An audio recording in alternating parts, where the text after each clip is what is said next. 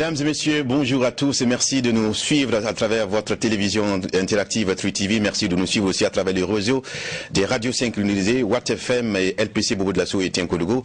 Merci aussi de nous suivre à travers la plateforme en ligne infowakat.net. Merci de votre fidélité à cette émission, les tribunaux de l'actualité. L'histoire de l'Afrique subsaharienne est la plus ancienne et la plus longue du monde. À ce titre, les sommets qu'elle a connus, parce que lointains, échappent à la conscience claire des Africains eux-mêmes qui ne peuvent les réinvestir dans les enjeux contemporains. D'où l'importance d'une histoire critique qui seule peut aider l'Afrique à ne pas manquer une fois de plus le rendez-vous du monde tel qu'il va. C'est un extrait d'Histoire critique de l'Afrique du professeur Joseph Kizerbo. À méditer en cette journée du 9 juillet 2019. Mesdames, Messieurs, bienvenue à cette deuxième convocation du tribunal de l'actualité. Je suis Loukman Sanfo, président du tribunal. Bonjour Geoffroy Vaha, bonjour Ben Abouma. Bonjour Président, bonjour Juge Vaha. J'ai dit Geoffroy Vaha en premier, donc laissez-le répondre. Il m'a fait la passe avec. Je lui ai passé la main comme il est de coutume. Bonjour Juge Bougouma, bonjour Président, bonjour auditeurs et téléspectateurs. Merci à tous les deux. Vous faites office de juge au siège à cette émission, les tribunaux de l'actualité. Mesdames, Messieurs, merci aussi de votre fidélité.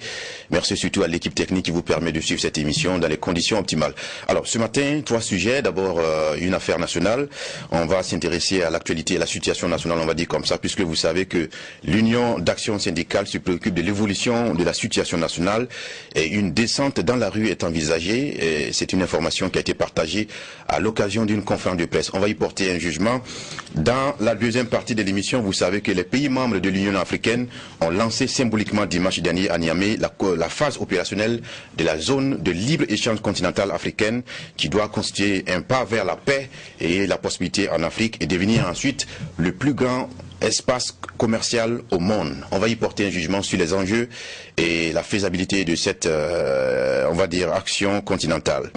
On va aussi, dans la troisième partie de l'émission, c'est une affaire qui est digne d'un fait divers. C'est un journal qui est dénommé Enquête, qui l'a révélé au Sénégal. Oxfam, qui est une ONG qui y siège, demande à ses employés de soutenir l'homosexualité et un cadre sénégalais s'y est opposé. Il a été viré. On va y porter un jugement. Ça fait en tout cas débat sur les réseaux sociaux au niveau du Sénégal. Nous allons nous porter également un jugement à cette émission, les tribunaux de l'actualité. Voici annoncés les 3 sujets principaux de cet échange. Du reste, les juges auront la possibilité d'aborder d'autres sujets de l'actualité. Juste après cette virgule.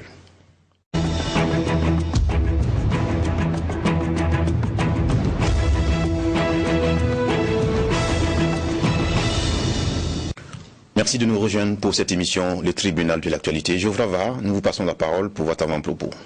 Merci Président. Mon avant-propos va concerner le travail qui a été fait par un confrère. La personne est Richard Tiennet, que j'ai pu suivre il n'y a pas si longtemps via donc une chaîne de télévision de la place. Il avait même été invité, c'était un bon travail. J'en avais déjà entendu parler, lui et moi on avions discuté.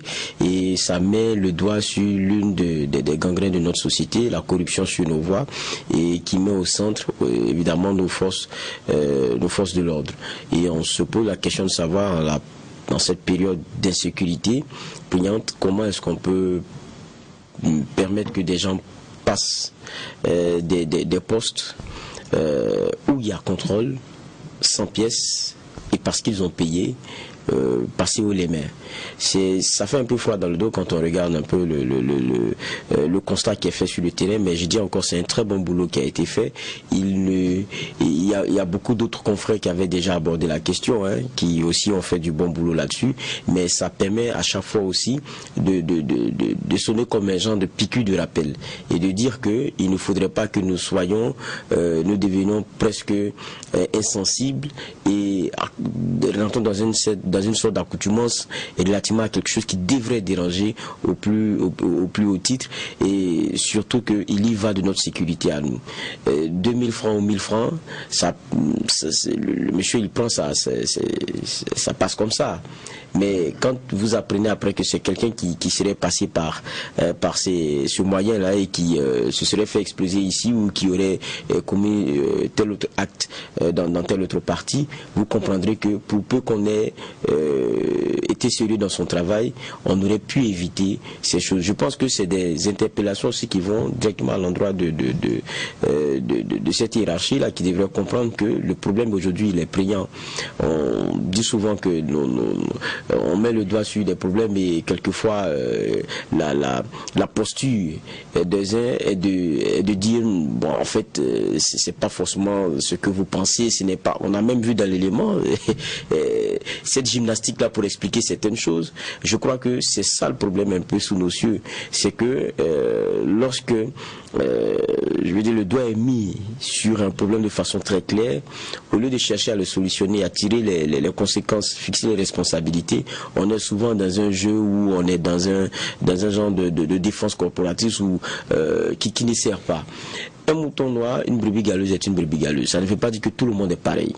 Il faut savoir l'extirper, un point, c'est tout. Et je pense que c'est ce que cela devrait nous ramener comme interpellation et encore féliciter le travail de nos confrères. D'accord. Merci également à vous pour avoir jeté un regard sur ce travail. Bernard Bougma, c'est à vous à présent.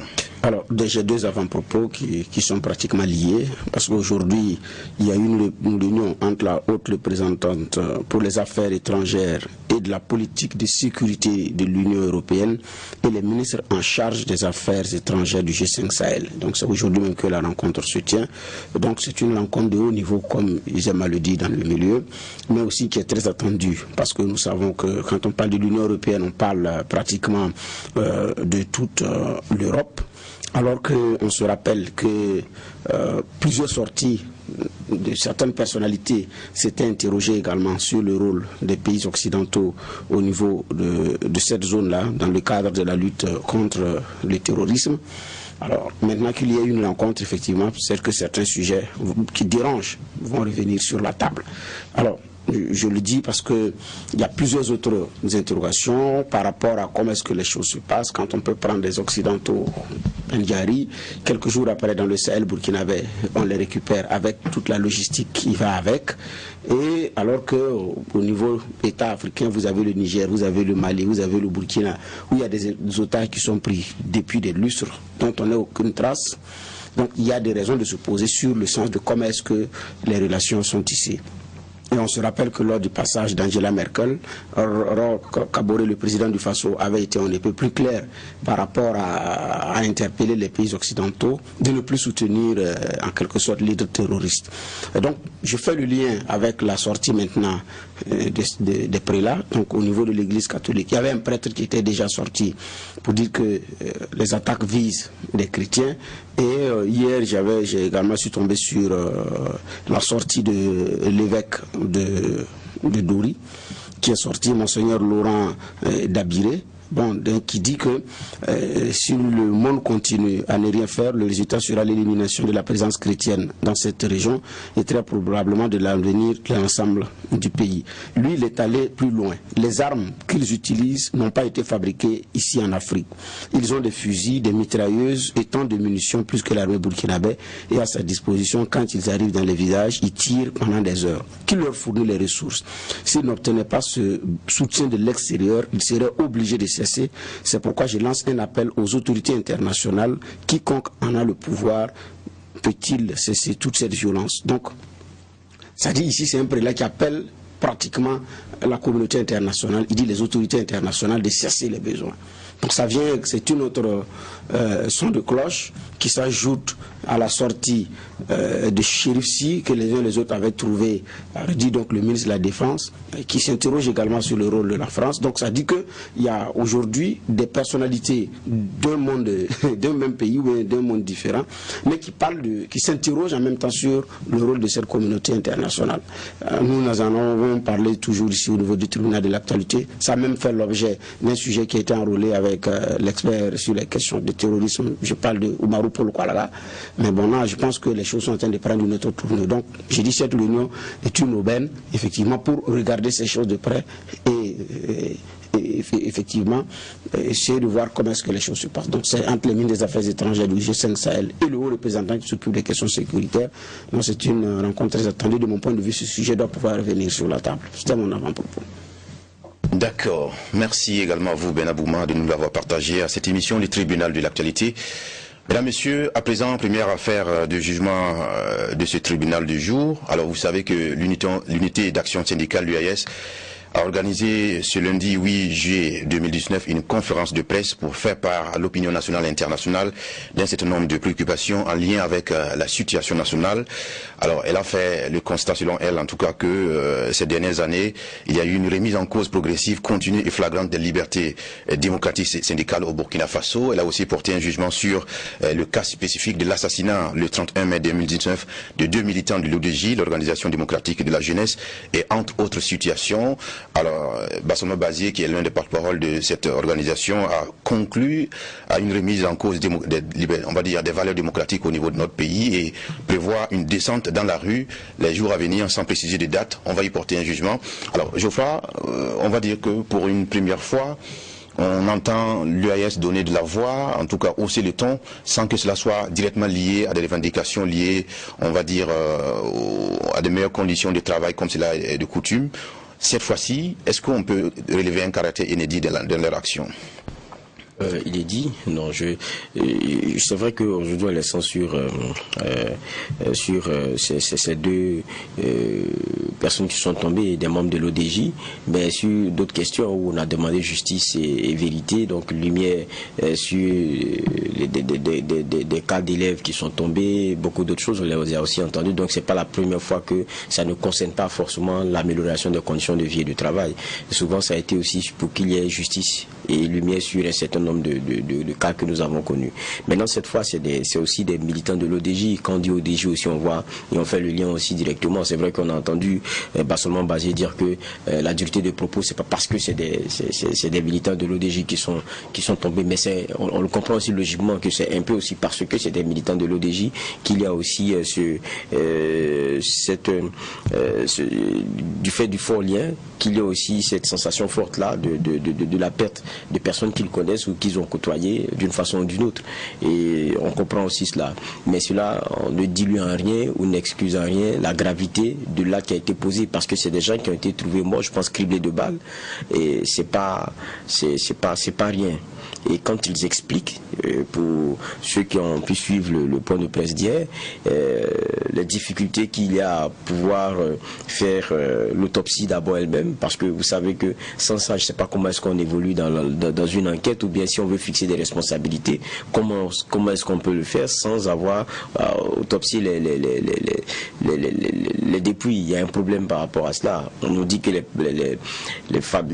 cela devrait être à la charge des parents, qui eux aussi sont dans une situation financière qui n'est pas reluisante.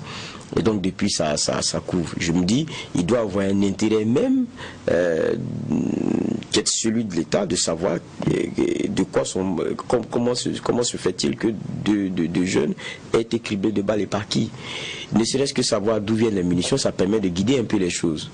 Maintenant, la façon dont les choses se passent, c'est normal. Et on l'a entendu ici avec notamment l'ODJ qui l'a dénoncé, parce que plusieurs fois, ils ont été écœurés, estomaqués de ce que rien ne soit fait pour qu'il y ait un bout de lumière ou une volonté même de voir la vérité dans ce qui s'est passé concernant leurs amis. Aujourd'hui, c'est de façon plus large qu'ils essaient de mettre la pression avec l'UAS, et pour moi c'est normal qu'ils sortent aujourd'hui. Et on a entendu le ton, et le ton il est des plus durs, et on a même entendu aussi certains propos du genre, est-ce qu'on n'est pas dans un tournant qui est celui de la volonté de liquider les leaders d'opinion? On a même entendu aussi ces propos-là. Donc je veux dire que c'est ressenti aujourd'hui de façon très forte, et c'est peu que de dire qu'ils sont déterminés. Il y a eu cette mise en garde, si rien n'est fait, ils vont descendre dans la rue sans préavis.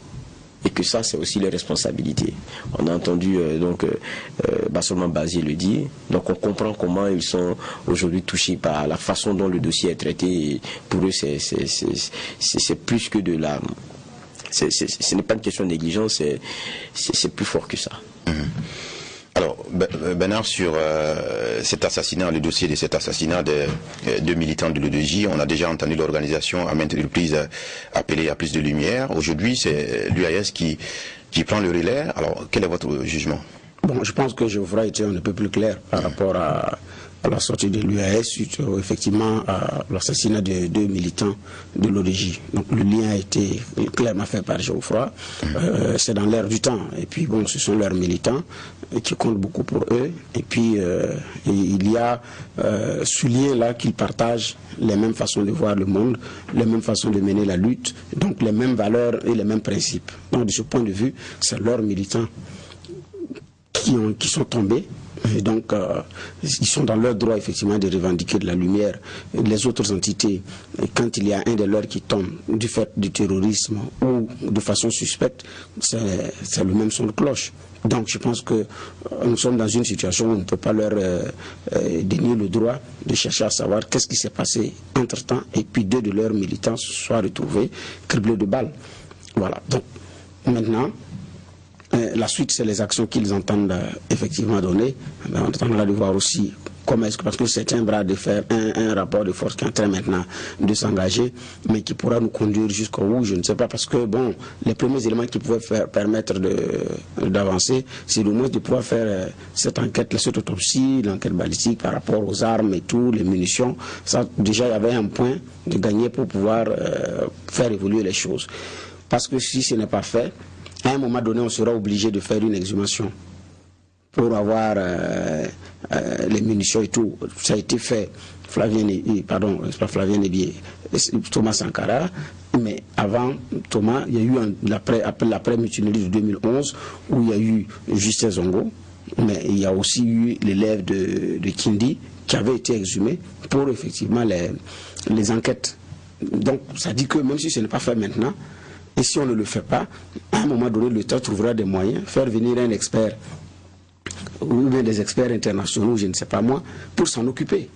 Alors qu'au Burkina, sur ces questions, les enquêtes balistiques, on a des gens qualifiés pour pouvoir le faire. Donc, même si parfois l'expertise nationale, bon, on préfère... donc, de mon point de vue, il y a ce travail-là qui n'a pas été fait et qui aurait pu être fait. Donc, si la famille demande l'autopsie, on dit que c'est à la charge de la famille. Mais si à un moment donné la pression est telle qu'il faut refaire cette autopsie ou bien faire maintenant une enquête balistique, on va procéder à des exhumations, alors que c'est des choses qu'on aurait pu effectivement faire une économie. Donc c'est normal pour l'UAS de réclamer la justice pour leurs militants. Comme le dit, une vie ne dépasse pas une vie. Donc chaque jour, effectivement, il y a des Burkinabés qui tombent de façon suspecte ou bien par l'action. Quand je dis de façon suspecte, c'est quand on n'est pas sûr que c'est des terroristes qui ont été à l'œuvre. Donc de façon suspecte ou bien par l'action effectivement des groupes terroristes. Mais la vérité et la lumière également devraient être aussi demandées pour ces cas suspects-là.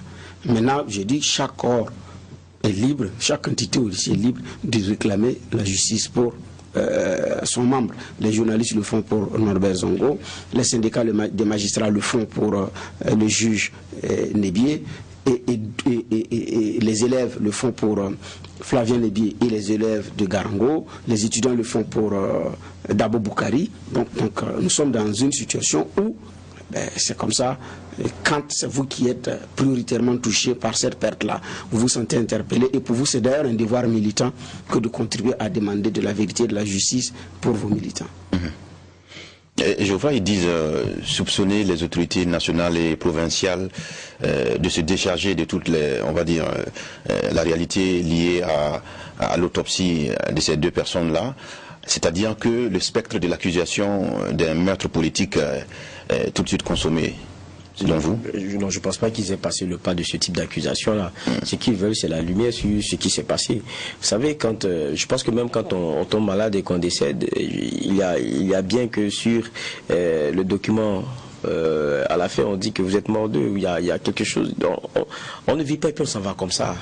Ça, c'est notre nature, notre entendement ne le permet pas. On veut comprendre, on veut savoir. Quand même on vous dit, ah, vous avez un proche qui est décédé, la première question, de quoi il est décédé? Ça, c'est naturel chez nous. Donc, savoir qu'est-ce qui s'est passé, ça participe aussi d'un genre ça participe aussi d'une nature qui est la nôtre à accepter ce qui est arrivé. Donc, c'est pas des gens qui étaient malades. C'est des gens qui vaquaient à des occupations, qui, je pense, qui étaient en partance pour quelque part. Et puis, bon, c'est arrivé. Après, on a retrouvé leur corps. Mais il faut bien savoir ce qui s'est passé. Et puis, cribler on dit qu'ils ont reçu des balles. Je pense que c'est bon même pour nous de savoir, parce que nous sommes attaqués de toutes parts, de savoir c'est un Burkinabé, ce sont des Burkinabés. Qu'est-ce qui s'est passé? Est-ce qu'il ne faut pas craindre dans la région d'autres types de menaces? C'est les balles de qui? C'est des choses qu'on doit pouvoir savoir. Et donc pour moi ça c'est naturel, c'est des Burkinabés qui sont tombés. Ça ne devrait pas souffrir de... Maintenant, le débat qui est posé, c'est qui paye? Je pense que c'est naturel. Ils sont vous savez que vous et moi on sort d'ici, là on prend des balles, sinon parents n'ont pas les moyens, ou bien ceux qui restent derrière nous n'ont pas les moyens on ne saura jamais qu'est-ce qui s'est passé. Vous avez reçu une balle, c'est fini, vous êtes parti. Les morts par balle. Bon, je ne sais pas. Et surtout que les conditions et le contexte dans lequel nous sommes, c'est un contexte où il ne faut pas nourrir des suspicions. Surtout qu'on connaît l'engagement de ces messieurs. On sait que c'était quand même des membres de l'ODJ et tout. Il ne faut pas nourrir des suspicions. Pour moi, il faut faire les choses bien et éviter des bagages inutiles. C'est comme ça que je vois la chose. En tout cas, des propos du porte-parole Bassolma Bazier, on a pu entendre ceci. Nous exigeons que l'État prenne ses responsabilités en ce qui concerne les assassinats conformément au communiqué du MPP, faire en sorte qu'il y ait une autopsie et que les charges funéraires soient prises en charge. Il faut qu'ils mettent les moyens pour que toutes les autorités professionnelles à tous les niveaux qui vont intervenir sur ce dossier soient sécurisées. Votre commentaire, Bernard? Ouais, bon, il y a plusieurs choses qui sont demandées à l'État, y compris les charges funéraires. C'est une exigence de l'US à travers la voix de Bassolma Bazier. Bon, ici, là, il y a deux types de lecture. Le premier niveau de lecture qu'on peut faire, c'est peut-être que ils ont peut-être des éléments en leur possession qui dirigent le coupable ou le responsable vers l'État.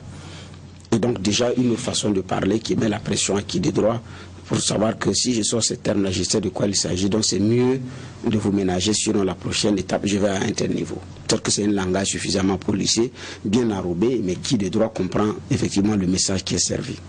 Le deuxième niveau de lecture qu'on pourrait en faire par rapport à tout ce qui est demandé jusqu'à la prise de charge funéraire, c'est de dire que ce sont des citoyens burkinabés qui ont mené un combat pour la nation et donc qui méritent également des égards, et donc que l'État, en tant que garant de la sécurité et qui doit s'occuper des citoyens burkinabés, puisse effectivement bouger comme on le dit. Donc faire les funérailles, prendre en charge les charges funéraires, comme ils le disent, par rapport à cette situation, étant donné que, principe, c'est l'État qui s'occupe de ses citoyens. Donc c'est sur ces deux niveaux de lecture-là que moi je peux avoir. C'est vrai qu'il y a les autres points, mais ces autres points-là, c'est normal par rapport à l'autopsie et tout et tout. Maintenant, bon, quand on arrive jusqu'aux charges funéraires, bon, il y a plusieurs cas où l'État a fait une contribution ou a fait une cérémonie, mais en général, les familles demandent la vérité et puis s'occupent de leur deuil. Ils s'occupent de leurs funérailles selon leur rite, selon leur culture. Donc il y en a qui vont vous dire, par rapport à tel ou tel crime, chez nous, il n'y a même pas de rite qui va avec. Compte tenu du fait que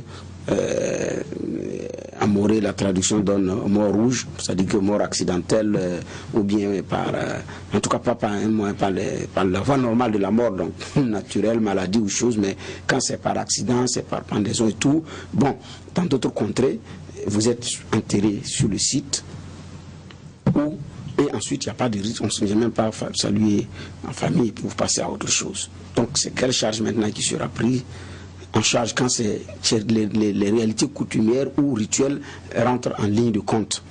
Bon, peut-être que c'est pour parce que les gens vont s'occuper de creuser la tombe, peut-être trouver un cercueil ou pas, je ne sais pas. Donc il y a à regarder en fonction des réalités les types de charges. Mais j'ai dit encore une fois, c'est une sortie d'un groupe très bien organisé, qui sait ce qu'il fait, qui sait ce qu'il met dedans, et effectivement maintenant qui sort, qui révèle à l'opinion ce que le groupe exige pour ses camarades qui sont tombés. Donc parfois certains groupes disent nous n'avons pas besoin de vos 5 francs pour nous occuper, pour faire tout ce qui rentre dans la conservation, de la préservation de la dignité de la personne, son enterrement et tout ce qui va avec. Nous n'avons pas besoin de vos 5 francs. Nous avons besoin seulement de savoir ce qui s'est passé. Le reste là, ça ne vous regarde pas, nous allons nous en occuper. Et quand c'est comme ça, il y a aussi un autre rituel qui va avec, qui ont été les commanditaires, qui sont ceux qui ont été les exécutants. Il va falloir que ces messieurs également répondent. Et il y en a qui font un rituel, qui disent à celui qui est parti de façon violente et injuste, de rappeler auprès de lui également ceux qui l'ont fait partir. Mais ça, je ne vois pas un État à travers un ministre de la République ou bien un gouverneur aller officier ce rite. C'est vraiment, maintenant peut-être qu'on va dire de fournir l'argent du poulet ou bien des autres éléments qui rentrent en ligne de compte. Mais, j'ai dit, encore une fois, comme c'est un groupe qui est bien organisé, qui sait ce qu'il fait, et qui parfois aussi a ses cadeaux d'investigation et d'enquête, qui a des éléments en sa faveur. Peut-être que cette façon de parler, c'est pour dire qui de droit, j'ai des bris, peut-être que la prochaine étape, je vais passer à un autre niveau en termes de message et en termes de contenu de message. C'est cette lecture que je peux faire. Effectivement, il y en a qui estiment que cette sortie de l'UAS est la preuve que l'organisation vient de diriger le dossier en crime à la même ampleur que Dabou Boukari ou Norbert Zongo, et que le pouvoir en place a intérêt à le gérer avec diligence, sinon il pourrait avoir en tout cas des jours noirs les jours à venir. C'est votre égard également. Moi, un mort est un mort. Il n'y a pas plus mort qu'autre mort. Burkinabé tombé, Burkinabé tombé. Maintenant, les conditions méritent d'être élucidées et pour moi, ils sont dans leur droit que de réclamer cela.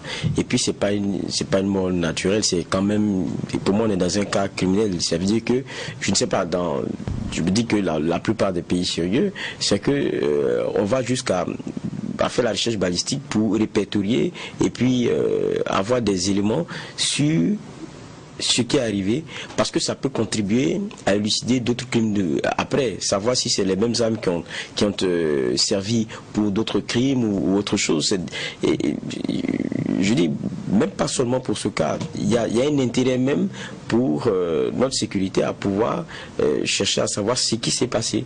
Et ça, c'est important. Ailleurs, c'est comme ça que ça se fait de façon très claire. Pour pas mourir, pour pas vous tirer dessus, et puis le monsieur décède et puis on ne sait même pas quelle est l'arme qui a tiré, on ne fait pas de recherche pour savoir quel est le type d'arme. Il n'y a pas répertorié de façon très claire, de façon balistique ce qui s'est passé. Je me dis que demain, comment on contribue à pouvoir enquêter sur autre chose? C'est quand même compliqué, quoi. Donc pour moi ça tombe sous le sens. Maintenant, réclamer la prise en charge d'autres actes funéraires, pour moi ça peut faire débat aussi. Parce que comme le disait Bernard tout à l'heure, on enterre ses morts. Quand on ne demande pas souvent à quelqu'un de venir enterrer notre proche, ça c'est souvent... Quand c'est une mort naturelle, on peut le faire, mais quand il y a des soupçons sur l'auteur ou les commanditaires qui sont peut-être étatiques. Non, mais là c'est différent. Souvent ce que les gens exigent, c'est qu'il y ait d'abord des voies judiciaires, responsabilités fixées, dédommagement, ça c'est différent. Mais là on parle d'acte funéraire. Bon, je ne sais pas si on se comprend. C'est venir enterrer quelqu'un. Bon, donc si c'est des chrétiens ou des musulmans ou autres religions, ils ont des rituels à faire. Il faut peut-être que l'État les accompagne. On enterre seulement selon sa culture et selon ses croyances.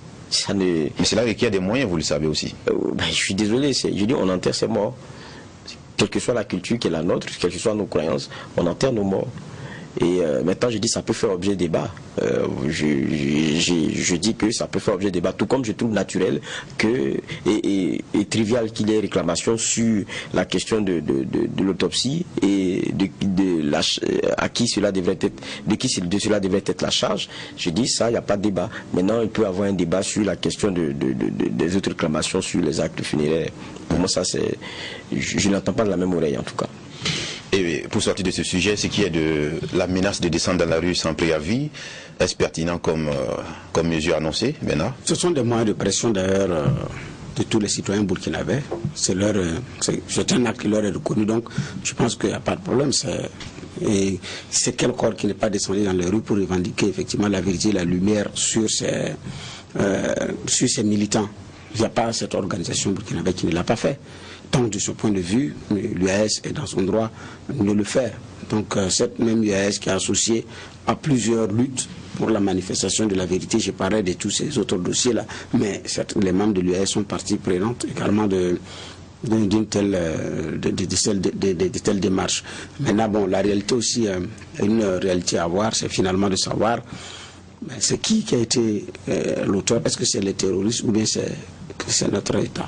Alors si c'est les terroristes, la seule chose qu'on peut savoir, c'est les balles viennent d'où? Parce que s'ils utilisent les mêmes armes, donc les mêmes types de munitions, là ça va effectivement donner du savoir. Voilà. Maintenant c'est pouvoir remonter à savoir qui est responsable. Ici à la fin, c'est un groupe terroriste qui a été à la manœuvre. La suite à donner à l'enquête, c'est comment est-ce qu'on procède. Donc il y a cette réalité-là aussi qui est là, parce que nous sommes sous le coup de menaces terroristes. Il y a des gens aussi qui tombent sous le coup de menaces terroristes. Mais comme je l'ai dit, peut-être qu'ils ont d'autres circuits. Parce que là, quand vous suivez le regard, il est plus orienté vers un autre côté. Donc c'est pourquoi j'ai dit peut-être qu'il y a des informations de la possession qui guident vers un seul camp. D'accord. Merci à tous les deux pour votre regard sur cette première affaire. Nous sommes tous d'accord que toute mort intervenue dans des conditions floues doit être élucidée, et on va inviter certainement les autorités compétentes à prêter oreille attentive à cette sortie et réserver un traitement diligent au dossier. Merci. On va maintenant parler vous savez que les pays membres de l'Union africaine ont lancé symboliquement dimanche à Niamey la phase opérationnelle de la zone de libre-échange continentale africaine, la ZLEC, qui doit constituer un pas vers la paix, a-t-on appris, et la prospérité en Afrique, et aussi devenir le plus grand espace commercial au monde. Et vous savez aussi que la création de 5 instruments opérationnels a été entérinée. Il s'agit des règles d'origine, les listes de concessions tarifaires dans le commerce des biens, du mécanisme en ligne de surveillance d'élimination des barrières non tarifaires continentales, de la plateforme panafricaine du paiement et du règlement numérique, la PAPS, et enfin l'Observatoire africain du commerce. Alors, ça fait déjà l'actualité au niveau du continent. Je frappe d'entrée historique comme mesure annoncée par l'Union africaine. Oui, historique, parce que quand on parle de cette zone-là de libre-échange, c'est pas aujourd'hui que ça a été voulu. Et puis, on sait clairement que il y avait des géants qui étaient attendus, mais qui étaient aussi craintifs. Je parle du Nigeria. Et donc, dans leur attentisme, les autres aussi se disaient, bon, écoutez, si eux ils traînent les pas, est-ce que nous-mêmes on n'a pas intérêt aussi à bien réfléchir avant d'y entrer? Mais bon, il y a le Nigeria qui a fini par signer avec le Bénin. Je pense que le dernier, il y avait l'Érythrée qu'on attendait, je crois, oui, qui n'est pas encore venu. Qui a donné son accord. Les experts doivent rencontrer les ministres compétents. Voilà, donc on est à quoi, 54 sur 55, je sais plus, mais je veux dire que 54. Voilà, quand on regarde, ça veut dire déjà qu'il y a cette volonté là commune de pouvoir aller à cette zone de libre-échange continentale. Et on dit que ça sera le plus grand marché quand même mondial. C'est très intéressant parce que vous voyez que le Nigeria qui hésitait, c'est 190 millions quand même. Donc quand vous voyez cette masse-là qui entre, vous vous dites que c'est un géant, c'est notre première force continentale. Et pour moi, c'est déjà bon. Maintenant, au-delà du caractère, si bien on veut ouvrir les choses, on veut avoir un marché plus vaste. Est-ce que pour nos entreprises et pour ce que nous produisons, ce que nous transformons, ça sera pas plus intéressant? Mais il faut comprendre, faut se poser aussi beaucoup d'autres questions. La complémentarité de deux économies déjà qui n'existent pas. Moi je parlais en introduction, la question de la corruption sur nos routes qui sont un frein souvent à la libre circulation des personnes et des biens. Et on sait que il va falloir être prudent même sur la question des taxes et la question de ces produits qui seront listés, sur lesquels les droits ne seront plus les mêmes et tout. Il faudrait être prudent parce qu'il faut regarder très bien pour ne pas aussi qu'il y ait des produits bon marché qui viennent s'introduire et gagnent tout le bénéfice de ce grand marché là, alors que c'est pas des produits africains. On sait de quoi on parle. Et puis je m'avais rappelé quand même la petite image de RFI sur l'ouverture du sommet. On avait la grosse plaque de l'Union africaine, mais elle était en train d'être fixée par 2 Chinois. Ça voulait comme tout dire. Vous comprenez? C'est-à-dire qu'il faut être prudent en y allant. Et quand on prend le cas du Nigeria, par exemple, on comprend sa prudence. On a vu le Nigeria qui, dans les années 2000, a signé les accords là, pour l'OMC, Organisation mondiale du commerce. Mais qu'est-ce que ça fait? Ça fragilise son industrie textile. Donc quand Buhari il a vu ça, il a commencé à être craintif de ce que sont les grands rassemblements. Si vous ne prenez pas toutes les garanties, si vous ne prenez pas toutes les mesures, vous risquez de vous fragiliser en interne et fragiliser certains pans de votre économie en interne. C'est ce qui a fait peut-être les hésitations du Nigeria jusqu'à maintenant. Mais il a écouté ses pairs à un moment donné, il a écouté certains experts et puis il a décidé de faire le pas. Ça ne veut pas dire qu'ici et maintenant tout sera ouvert. C'est un process qui est enclenché, il y a un travail qui sera fait et on attend de la phase opérationnelle effective en juillet 2020. Voilà, mais même ça, c'est le début d'un long processus. Et je dis que c'est déjà bon que d'accepter d'y aller parce que on ne peut plus continuer de négocier avec le reste du monde ou de travailler avec le reste du monde de façon isolée. Alors que nous avons par la masse des vases communicants qui se créent, c'est la population entre elles qui crée ces choses-là. Il faut que les États commencent à suivre ces vases communicants que les masses se créent et qu'ils acceptent d'en tirer le bénéfice en établissant des textes, en huilant bien une machine qui est bien réfléchie et derrière laquelle il y a des experts qui ont travaillé. D'accord. Bernard, beaucoup n'hésitent pas en tout cas à relever le caractère historique de cette annonce, mais seulement il y a quand même dans l'actualité, en ce qui concerne l'Union africaine, des questions qui sont restées en suspens, qui ont été annoncées aussi comme des victoires ainsi, mais qui n'ont pas eu d'évolution dans leur processus. Je parle de la question du passeport unique africain, du projet du marché unique aérien, aussi la communauté économique africaine sur la libre circulation des personnes, qui sont des dossiers importants sur lesquels les Africains avaient aussi applaudi. Mais à l'arrivée, il n'y a pas beaucoup d'évolution. Est-ce qu'il ne faut pas être prudent avec cette annonce de la ZLEC? Il faut être prudent, je suis d'accord, parce que même des pays s'en méfient et donc sont prudents pour y aller compte tenu des enjeux et des implications. Geoffroy a très bien peint le tableau en ce qui concerne les inquiétudes. Et donc, comme vous l'avez dit, il y a plusieurs chantiers qui ont été effectivement lancés, mais qui n'aboutissent pas ou qui peinent effectivement à aboutir. Donc, parce que la réalité, les pays ne sont pas au même niveau de développement et tout. Et puis, les enjeux ne sont pas les mêmes. Ensuite, il y a ceux qui viennent à la tête de l'Union africaine. Vous êtes un président africain, vous avez 1 an.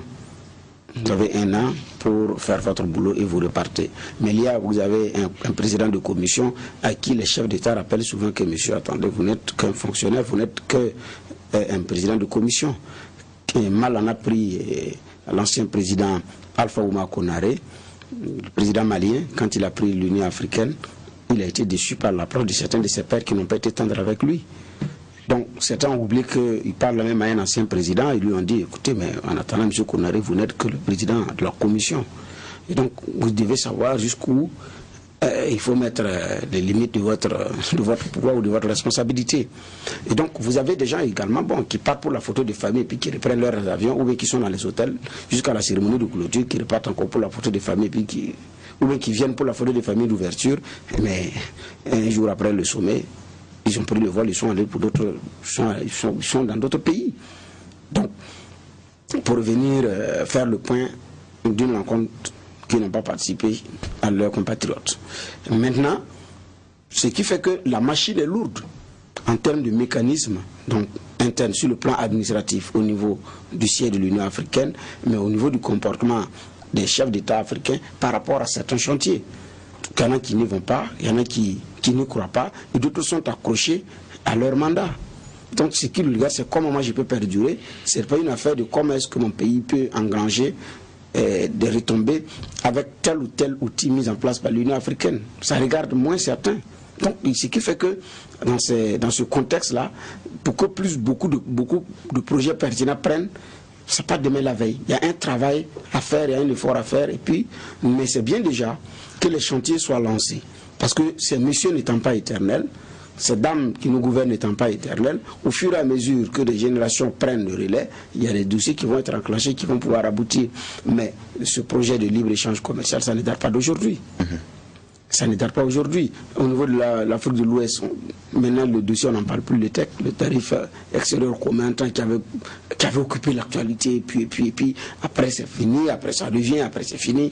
Aujourd'hui, on n'en parle pratiquement plus, nous sommes aussi à l'échelle continentale. Donc, ce n'est pas aussi parce qu'on a lancé d'autres chantiers qui ne sont pas viables, qu'il ne faut pas aussi prospecter de nouveaux chantiers. Mais est-ce qu'il n'y a pas de préalable? Parce que il y a par exemple un commissaire aux affaires africaines de l'Union africaine qui a fait remarquer que sur le droit de résidence et le droit d'établissement qui avait été signé par 32 pays, seul à ce jour, un an plus tard, seul le Rwanda avait ratifié. Donc ça parle de la libre circulation des personnes. Il se pose la question, comment peut-on commercer si on ne peut pas circuler librement déjà? Parce que tout est lié de mon point de vue. Donc le Rwanda, sous le magistère de Kagame, président de l'UE, n'avait pas le choix également que de ratifier. C'est sûr que d'autres pays viendront. C'est sûr que d'autres pays viendront, mais ce sont des préalables. Je suis d'accord que ce sont des préalables parce que c'est tout un ensemble. Mais au fur et à mesure, petit à petit, on va y arriver. Donc je ne désespère pas de mon point de vue. Ce qui fait que il y en a qui vont piétiner, il y en a qui... Même regarder la question CFA ouest-africain, c'est depuis 83. Et ECO, vous dites. Que ECO, la fait ECO, et le schéma pour aboutir a été lancé à plusieurs reprises. On dit la feuille de route, bon, vous avez un tel mécanisme, au bout de 7 ans, ça va avoir lieu. Les 2 années après, même, on n'entend plus parler. Puis on a évolué cette année, il y a un coup de fouet qui a été donné. Bon, on met à 2020. Même si 2020 ce n'est pas effectif, au moins on aura retenu une chose. Il y a au moins 1 an pour la monnaie. ECO. Donc, je me dis, est-ce que le regard doit être porté sur le temps mis? C'est pas plutôt les réalisations ou l'effectivité de certaines mesures préalables qu'il faut mettre l'accent?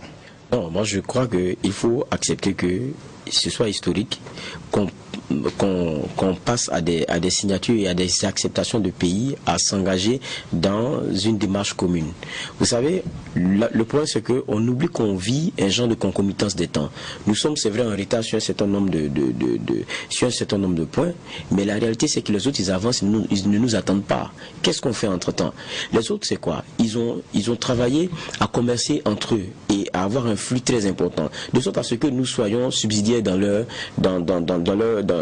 leurs échanges. C'est-à-dire qu'avec ou sans nous, ils continuent d'exister et de travailler. Et nous aussi, à un moment donné, il faudrait qu'on comprenne qu'avec les matières premières que nous avons et tout, et qui nous targuons d'être le poumon du monde et tout, si on arrive à avoir ce flux aussi d'échanges entre nous, un échange sud-sud qui permet d'être assez intéressant, de sorte à ce que on ait une bonne partie de notre Médine qui soit changée et qu'on arrive à créer de la richesse, on a des économies qui ont des vases communicants très intéressants. Quand on arrive à asseoir ça, on commence à discuter avec eux d'une autre façon. Regardez les échanges qu'il y a eu récemment, à Abidjan, j'en parlais, 60% parlant du Ghana et de la Côte d'Ivoire pour ce qui est de la production mondiale de cacao, mais qui n'arrivent pas à asseoir un prix plancher. Mais s'ils parvenaient à avoir, à travers, par exemple, certains autres pays qui ont eux des capacités de financement plus intéressantes et qui industriellement se lancent dans des transformations de cacao et tout, et qu'on parvient à des échanges et des coopérations intra-africaines qui permettent au Ghana et à la Côte d'Ivoire d'avoir des débouchés pas seulement européens. Vous savez que vous comprendrez que ces traders, ces industriels du cacao qu'on avait à Abidjan parleraient autrement. Mais c'est parce qu'ils savent qu'ils sont pratiquement les seuls à acheter. Donc, ils dictent aussi leurs lois, malgré que ce soit vous qui produisez. Donc, c'est ça aussi la réalité que nous avons aujourd'hui. On est obligé, et relativement à cette concomitance des temps-là, même si on est à 4 pattes, de commencer à se lever et marcher, parce que les autres sont en train de courir. On ne va pas dire quand on sera aguerri, on sera bien aguerri à avancer à 4 pattes, on va chercher à voir comment on va se lever. Les autres sont déjà en train de courir. Il faut mettre des balises, et c'est parce qu'on commence qu'on essaie de parfaire et qu'on essaie de... Et ça va s'imposer à nous. Soit on va y aller, soit on va mourir de notre belle mort, on va rester dans notre dépendance qui va être de plus en plus criarde. Et ça, je pense que c'est... Il faut saluer ce qui est en train d'être fait aujourd'hui maintenant. Et comme le Nigeria l'a fait, il a été hésitant, mais à un moment donné, ils savent que vous avez beau être la première puissance africaine, si vous ne vous ouvrez pas aux autres, vous n'essayez pas de voir ce que vous pouvez avoir comme alternative avec eux, on n'évolue pas en vase clos, vous allez aussi finir par rejoindre la même misère qui est celle des autres, parce qu'il y a des vases communicants et c'est comme ça. Une des inquiétudes partagées aussi, c'est la question de la paix. Une chose est d'avoir un marché commun, une autre aussi est de pouvoir le faire de façon officielle. On a entendu le président congolais Félix Tshisekedi le dire, qu'il faut d'abord pacifier le continent parce qu'il y a toujours des guerres, certaines régions qui sont en proie au conflit, et cela rendra difficile, en tout cas, cette action de commerce, de libre-échange, on va dire. Je pense qu'au stade où on en est, il faut d'abord pacifier, il faut pacifier. Ça veut dire que les choses sont des conjugaisons d'efforts à faire à un moment T, parce qu'on doit aller vers un but. On ne dit pas, on fait ça d'abord, quand on aura fini, on va aller à ça d'abord. Non, les choses se font maintenant en même temps. Les réalités de sécurité qu'on a dans des zones sahéliennes, c'est pas parce qu'on prendra le temps de les régler qu'on finira et on acceptera de passer à des questions de développement. Non, on est obligé, pendant qu'on pense aux questions de développement, de penser à cela. On ne peut pas mettre l'un avant l'autre ou dire que certes, il y a des préalables sur certains chapitres, mais aujourd'hui il y a des choses dont on ne peut plus se faire, dont on doit se faire l'économie de la stratification. Il faut faire des conjugaisons, il faut aller sur plusieurs fronts ici et maintenant. Maintenant, pour moi, il y a d'autres questions lorsqu'on parle de l'ouverture, par exemple, de ces marchés-là, que ce soit un grand marché, zone de libre-échange continentale. Le gros problème, c'est ce que les pays ont pris comme engagement avec les autres entités, c'est-à-dire que hormis ceux avec lesquels ils ont signé, ceux avec lesquels ils vont à la ZLEC, quand vous prenez le cas de la Côte d'Ivoire, vous parlez des APE, Ghana, vous parlez des APE, vous comprenez que c'est des échanges et c'est des pactes commerciaux presque qui sont établis avec ces pays-là. Maintenant, comment on fait lorsqu'on vient dans un espace commun alors qu'on a fait des facilités outre part? C'est des balises comme ça c'est ce sur quoi le travail doit être fait. Ça, par exemple, ça paie des préalables. Maintenant, pour les questions de paix, les questions de choses, je suis désolé, c'est des choses qu'on règle en même temps. Et quelquefois, c'est ceci qui aide cela.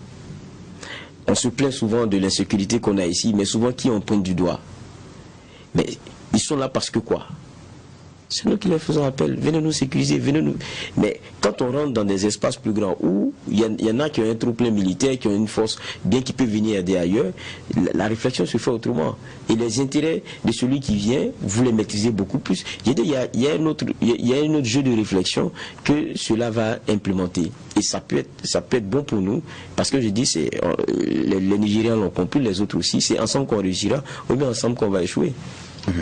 Alors, lors des interventions, il y a plusieurs chefs d'État qui ont mis en garde leur père sur la nécessité d'accompagner la ZLEC par d'autres réformes, on va dire comme ça, parce que par exemple les pays insulaires disent qu'ils ont demandé qu'un fonds de compensation pour la perte des revenus douaniers soit mis en place. Et on apprend aussi qu'un groupe de 6 pays, dont le Niger, Malawi, Djibouti, Tunisie, ont demandé à obtenir des 2 douaniers seulement 85% des produits pendant 15 ans avant de se mettre à niveau. Alors, est-ce que toutes ces informations données ne donnent pas une idée que ça va être une mince affaire, comme on dit? Ces informations nous donnent une idée des défis à avoir, parce que les pays ne sont pas aux mêmes réalités. Et donc, si le géant nigérien piétine les pas, ce n'est pas les autres qu'on qualifie de petits pays qui sont inquiets également. Ce sont des éléments qui sont fondés, parce que c'est pertinent, parce que après tout, vous avez un pays à diriger, vous avez des citoyens, vous avez la responsabilité. Et donc prendre l'engagement au plan international, au plan africain, de rentrer dans un schéma, c'est aussi regarder objectivement qu'est-ce que j'engage avec ma population, qu'est-ce que j'engage avec mon économie par rapport à ce pas que je suis en train de faire. Donc c'est un regard qui est normal. Donc c'est un regard qui est normal, et c'est en même temps, cette situation en même temps, les défis à voir, le schéma qu'il faut faire pour effectivement aboutir, parce que les craintes ne sont pas les mêmes. Vous avez le Ghana qui abrite le siège, comme évoqué par Geoffroy, mais le Ghana, c'est une économie, c'est un pays stable actuellement, c'est une forte économie qui, ces dernières années, a pu dire aux institutions de Bretton Woods, pour le moment, gardez votre argent, je n'ai pas encore besoin pour le moment, au FMI, à la Banque mondiale, et qui circule, et puis ça marche. Donc il y a des leçons à tirer par rapport effectivement à cette force de l'économie ghanéenne, naturellement, qui ne peut pas être au même niveau que les autres pays, donc d'un point de vue économique. Mais il y a que les États n'ont pas le même rythme, les mêmes niveaux de développement. Et donc ce sont des craintes qui sont exprimées, qui sont des craintes légitimes, mais il faut trouver maintenant tout le génie nécessaire pour prendre tout ça dans un même espace. Et c'est ce travail-là qui est donné à nos techniciens. Et c'est des défis à relever, Geoffroy? Oui, vous parliez des craintes tout à l'heure. N'oublions pas aussi que la plupart de nos économies là vivent aussi sur les douanes là. Donc, quand vous entendez zone de libre-échange, ça veut dire que c'est des taxes en moins, c'est certains produits sur lesquels les droits, pour ce qui est des frais de douane et tout ça, ça sera communément réfléchi et ramené à un certain niveau ou carrément annulé. Donc c'est un manque à gagner. Évidemment. Mais derrière aussi, n'oublions pas que parce que vous échangez, vos économies se retrouvent encore bonifiées, parce que la richesse est née de l'échange. Maintenant, c'est ces discussions-là qui doivent aujourd'hui être menées. Et puis être prudent. Dans les discussions, il est ressorti la question de la propriété. Pourquoi? Parce que le libre-échange ne concerne pas tous les produits. Ça concerne aussi le Made in Africa, ce qui est produit par notamment les pays signataires. Ce n'est pas des produits chinois qu'on va commencer à échanger, ce n'est pas des produits manufacturés ailleurs qui viennent et puis qui vont commencer à bénéficier de notre vaste marché. Donc il y a une vigilance qu'il faudra avoir. Et c'est tout ça qui est en train d'être discuté. Et j'ai dit, ce n'est pas un fourre-tout, mais attendons de voir. Il y a des gens qui sont des experts qui travaillent là-dessus. Et je crois que c'est un bon engagement déjà qui est pris. Et je pense que pour la plupart de nos industries, la plupart de nos productions made in vraiment faites sur nos sols, c'est des débouchés qui seront très intéressantes. Maintenant, c'est à être très vigilant pour ne pas qu'avec ça passe beaucoup d'autres choses qui viendront même plutôt faire concurrence ou tuer nos économies internes. Malheureusement, nous sommes au terme du temps imparti à cette émission. On va s'arrêter là. En tout cas, la ZLEC, c'était un vieux rêve qui est en train de se réaliser. On espère que cela va se matérialiser. Et on attendra de voir comment est-ce que cela va prendre forme les temps à venir. Merci à tous les deux. On aura le temps justement de revenir sur la dernière affaire enrôlée ce matin. Merci de votre fidélité, mesdames, messieurs. On vous retrouve demain pour la 3e convocation de la semaine. Que la paix nous fasse la guerre, que la guerre nous fasse la paix. Au revoir.